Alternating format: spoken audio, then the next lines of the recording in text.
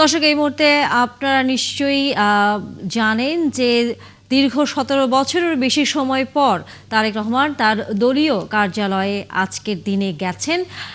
যদিও কিছুক্ষণ আগে আমাদের সহকর্মীরা বলছিলেন যে এরই মধ্যে সকাল থেকে তার আসার খবর জানার পর নেতাকর্মীরা সকাল থেকে অপেক্ষা করছিলেন এবং সেখানে বলা যায় এক ধরনের ভিড়, সেইটিকে ভেদ করে তারেক রহমানকে তার দলীয় কার্যালয়ে ঢোকার প্রস্তুতি নিতে হচ্ছে। আমাদের সহকর্মীরা যুক্ত আছেন সে খবর নিয়ে। এই মুহূর্তে মহিবুল খান অপু যুক্ত হয়েছেন নয়াপল্টনের কার্যালয়ের সামনে থেকে। অপু, তারেক রহমানকে দেখবার জন্য, তার কথা শুনবার জন্য সকাল থেকে নেতাকর্মীরা এখানে অবস্থান করছিলেন। তারেক রহমান শেষ পর্যন্ত কার্যালয়ে প্রবেশ করতে পেরেছেন কিনা, কি দেখছেন আপনি সেখানে? Amrapali fruit syrup, real magic in every drop. পথ রয়েছে সেটি কিন্তু প্রশাসনের যারা রয়েছেন তারা কিন্তু সেই সড়কটি ফাঁকা করার চেষ্টা করছেন, অর্থাৎ ২-১ মিনিটের ভিতরেই কিন্তু তারেক রহমান এই গাড়িটি থেকে নেমে যাবেন এবং এই তারেক রহমানের গাড়িগুলো বহরগুলোকে কর্মীদের কিন্তু পড়া ভিড় রয়েছে। তারেক রহমান কিন্তু এই কিছুক্ষণের ভিতরেই গাড়ি অফিসটি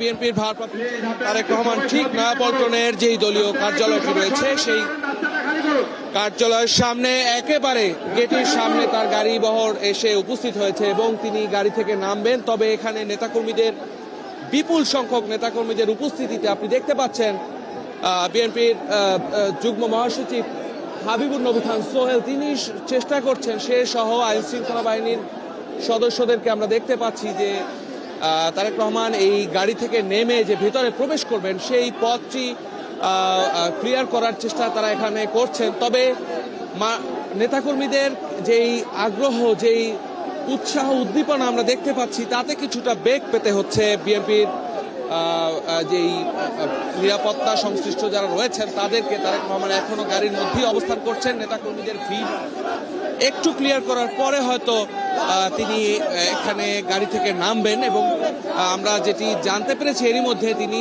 তার গুলশান নয়াপল্টনে যেই কেন্দ্রীয় কার্যালয়টি রয়েছে তার দোতলায়, যেখানে তার জন্য অফিস প্রস্তুত করা হয়েছে, অফিস রুমটি, সেখানেই বারান্দায় এসে তিনি নেতাকর্মীদের উদ্দেশ্যে হাত নেড়ে শুভেচ্ছা জানাবেন।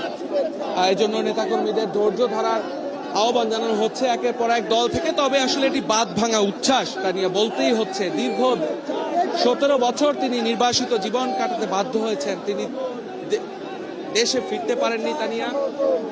তবে স্বৈরাচার ফ্যাসিস্ট সরকার পতনের পর তার দেশে আসার পথ যে সুগম হয় এবং ৫ আগস্ট গণ অভ্যুত্থান পরবর্তী ১৫ মাস পরে তিনি দেশের মাটিতে অবশেষে আসতে পেরেছেন এবং তার এই দেশে প্রত্যাবর্তনের মধ্য দিয়ে বিএনপি নেতাকর্মীদের যেই দীর্ঘ অপেক্ষা, তাদের যে অপেক্ষা, সে অপেক্ষার অবসান হয়েছে এবং এরই মধ্যে বিএনপির ভারপ্রাপ্ত চেয়ারম্যান তারেক রহমান তিনি তার গাড়ি থেকে নামবেন। আমরা দেখতে পাচ্ছি নেমে গিয়েছেন, তিনি তার গাড়ি থেকে নেমে গিয়েছেন এবং তার যেই নয়াপল্টনের যে কেন্দ্রীয় কার্যালয় সেই কার্যালয়ের ভেতরের দিকে তিনি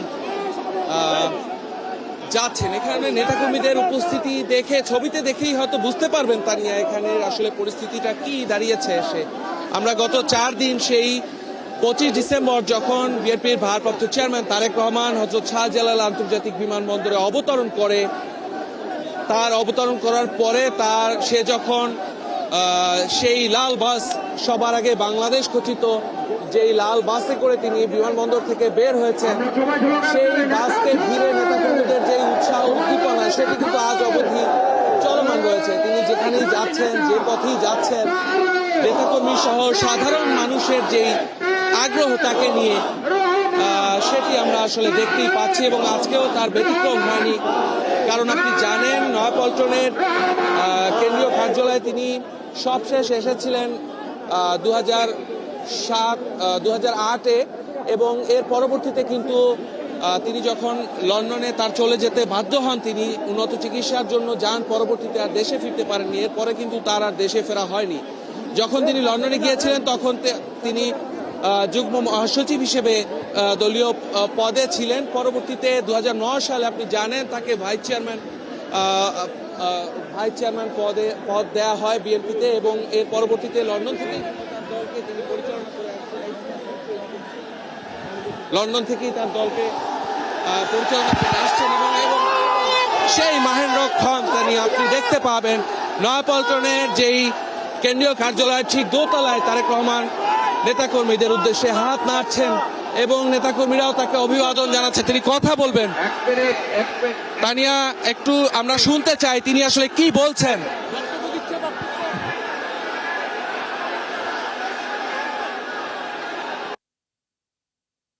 নেতাকর্মীদের উদ্দেশ্যে এখন আস্তে আস্তে একটু কথা বলে, 1 মিনিট একটু কথা বলে।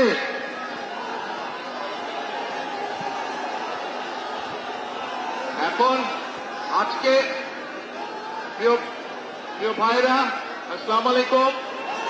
আমরা যদি 1 মিনিট, আমরা যদি এইখানে আজকে যেহেতু আমাদের এখানে কোনো অনুষ্ঠান নেই, সেই জন্য আমরা যদি 1 মিনিট ঠিক করতে হবে।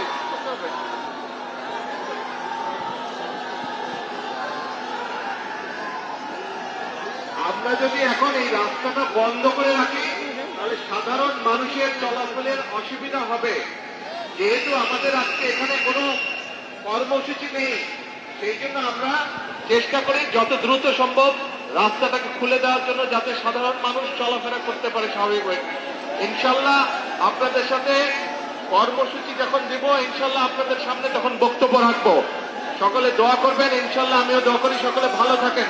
আর একটি কথা, আমাদের যার যতটুকু অবস্থান আছে সেখান থেকে আসুন, আমরা আমাদের দেশটাকে নতুন করে গড়ে তোলার চেষ্টা করি। যার পক্ষে যতটুকু সম্ভব আমরা সচেষ্ট হই দেশের জন্য। কোথাও যদি রাস্তায় একটি কাগজ পড়ে থাকে, ময়লা হয়ে থাকে, দরকার হলে সেটাকে আমরা সরিয়ে দিব। এইভাবে ছোট ছোট করে কাজ করার মাধ্যমে আমরা দেশটাকে গড়ে তুলে আসুন।